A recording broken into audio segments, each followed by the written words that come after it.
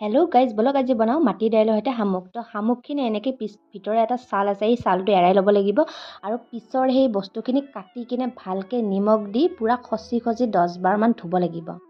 তাৰপিছত চাফা কৰি লোৱাৰ পিছত এইখিনি আমি কুকাৰত 5টামান চিটি মাৰিবলৈ দিম। তাৰপিছত এফালে আমি কেৰাহীত মাটি দাইলখিনি পানী দি নিমখ দি উতল আহিবলৈ দিছোঁ। এইখিনি অলপ উতল অহাৰ পিছত আমি ইয়াতে কলাখাৰ দি দিলোঁ। ইয়াৰ কাৰণে আকৌ পিঁয়াজ, আদা কুটি থোৱা, তেজপাত, জলকীয়া আৰু আদা নহৰু পেষ্ট আমি ৰেডি কৰি থৈছোঁ।